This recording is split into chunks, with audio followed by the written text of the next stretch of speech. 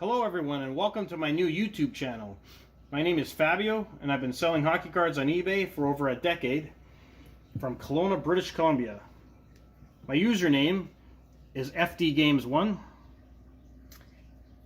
and as you can see here, if I click items for sale, there's all kind of sports cards on there. Hey, there's a Gretzky rookie, and a lot of them are organized by team sets. I grew up with hockey cards in the 70s and 80s, and there's a ton of collectors out there that love the OPC cards from this area. From my experience, one of the most popular ways of collecting is to get individual sets of your favorite teams. These have been really popular. I plan on showing many of them on my new channel, and thought I'd start off today with one of the biggest sellers, the 82-83 OPC Toronto Maple Leafs. This is one of the largest team sets with a total of 23 cards. As you know, with card collecting, condition is everything. So one of the things that my customers really appreciate is the condition of the cards that they receive.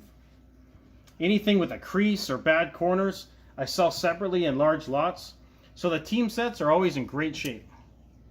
The 82-83 set has a nice clean design with team logo in the bottom right, and it's got the pink colored backs.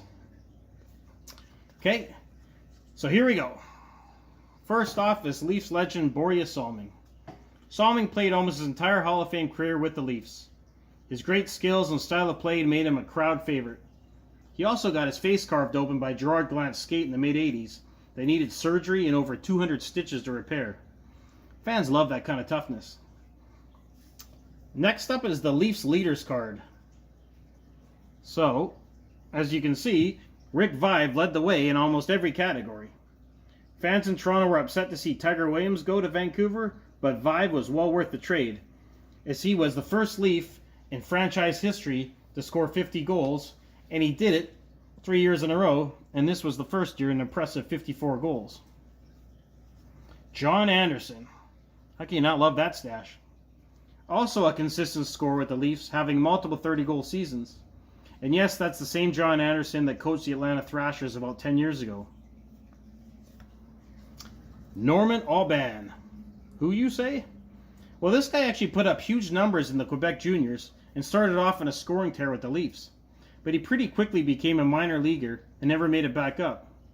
A funny story about Aubin is that in one of those games in the minors in Adirondack, he was forced to play goalie near the end of the first period, and he actually had a shutout going for about 30 minutes straight before getting lit up in the third. Okay, if you're a Canucks fan, you're of course familiar with this guy. Look how young he looks in this pick. He was like 19. And speaking of pick, if you look here, it says 81 amateur draft. He was actually a high pick, number 6 overall. So did he live up to it? Well, to be fair, he was thrown out there as a young D-man on a bad team. And he actually became one of their better players before getting traded to the Canucks in the late 80s. Yes, the Leafs and the Canucks made a few deals back then. Fred Bomestruck. He only played about a season and a half in the NHL, all with the Leafs. He still lives in Ontario these days, working for Via Rail. Billy Derlago. A few years back, when the Western Hockey League picked their top 50 junior players of all time, he actually cracked the top 20, even ahead of famous names like Trevor Linden and Mark Recchi. He scored a ridiculous 96 goals one season with the Wheaties. So yeah, that's why he's on the list. He's also a very useful Leaf, and he had some solid scoring seasons. And he came over with Vaive in that big trade with Van that sent Tiger and Jerry Butler to the coast. Here he is again. So this set had these special in-action cards. And on the back, they describe a specific game. So like, check it out. Maple Leafs belted the Washington Capitals by a score of 9-4 in a penalty-filled game. How can you not love 80s hockey? Miroslav Fričer. Another player who spent almost his entire NHL career in the blue and white. This guy was a real character. Party animal, heavy drinker who sadly became an alcoholic. He had a great quote. The night the Leafs finally retired number 14, he said, "My number is retired. I hope Dave Keon won't mind." If you type in Leafs 20 goals here on YouTube, you'll see a crazy game where Gretzky, of course, got a hat trick, but Fričer got 4 in an 11-9 Leafs win. 11-9. Gotta love that. Billy Harris. He was much better known as an Islander. And this poor guy plays a whack of seasons with an expansion team, And then just before they go on their run of Stanley Cups, he gets traded to LA. He plays a couple of seasons for the Leafs at the end of his career. Jim Corn. See, here's the beauty of hockey cards. Let's say you don't know much about a player like Jim Corn. You flip to the back of the card, and look at all that. Voila. It says, Jim lists water skiing as one of his favorite activities. Well, there you go. Actually, looking at those penalty minutes in Detroit, looks like he probably didn't mind the rough stuff either. Barry Melrose. Yes, he played with the Leafs, but I'm sure most fans in Toronto remember him as head coach of the Kings in that classic 7-game series in '93. Winner goes to the Stanley Cup Finals. Kerry Fraser missed call of the famous Gretzky high stick that denied Canada a classic Habs-Leafs final. You also may have seen Melrose doing commentary for the NHL Network. Michel Bunny Larocque, one of the great nicknames in the sport. Apparently his mom gave him that name as a baby and everyone just kind of went with it. His claim to fame, of course, is earning 4 Vezina trophies, backing up Ken Dryden on those dominant Habs teams in the late 70s. What a great action shot. Check out the mask. Bob Mano from Niagara Falls, drafted by Vancouver. Another Canucks-Leafs connection. No wonder the teams were so bad in the 80s. They had so much in common. He actually played a lot of his career in Italy, including for the Italian national team. And Mano got an assist on Steve Yzerman's first NHL goal. So how cool is that? Dan Maloney. He joined the Leafs in '78 on that strong team that upset the Islanders in the playoffs. He also coached the Leafs for a couple of years, not long after he retired. He was really tough.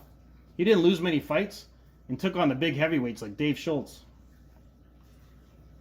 Bob McGill. He was another one of those young defensemen like Benning and Bowmanstruck that in the early 80s, the Leafs just, threw on the ice and said, here, go learn the hard way. The team's goals against stats will tell you that didn't work out too well. He recently was doing the color commentary for Marlies games in Toronto. So moving on through this thick set, you'll get Terry Martin. In another one of those wild 80s nights, he scored 4 goals in a 10-2 win over the Sabres. That was a real shocker, as that 1980 Buffalo team had an amazing defense, and they could have won it all. Speaking of the Sabres, René Robert, who played on the famous French Connection line in Buffalo. He finished his career in Toronto. Here's another cool thing about the 80s hockey cards. He would write right on the card when a player got traded, or in this case, he signed as a free agent, and it'll give you the exact date. Free agent as of November 9th, 1982. Rocky Saganak. He played on the kid line a couple of years earlier with Laurie Boschman and John Anderson. He also did some color commentary when he retired. Lots of personality. Greg Terrion. Yes, I include this with the Leafs set, as that's who he was playing for when the card came out. And in case your eyes are playing tricks on you with the jersey and the heading, the card tells you, now with Maple Leafs.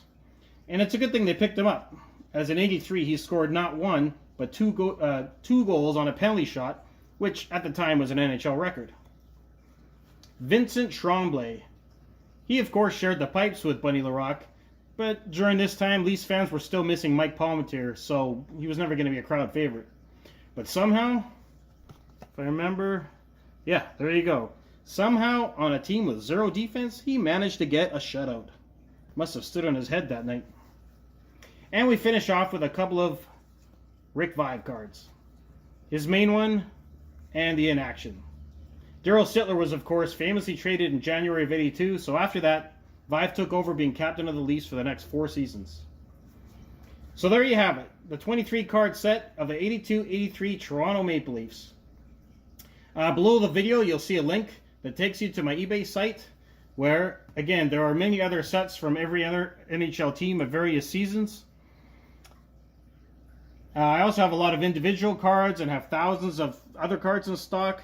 So if you're working on a set that's either almost complete or has a few bad cards that need upgrading, send me a message through eBay. Tell me what you need, and I can fill those holes for you. If you enjoyed the video, please click the like button and subscribe, and click the notification bell so you can, of course, be notified when the next video comes out. If you have a request to see a video on a particular team, let me know, and I'll try to make it happen as soon as possible, like, for example, the St. Louis Blues team. I'll also be having promotions for subscribers, like free shipping and card giveaways, so please join in. Thank you so much for taking the time to watch. Stay safe, and I'll talk to you again soon.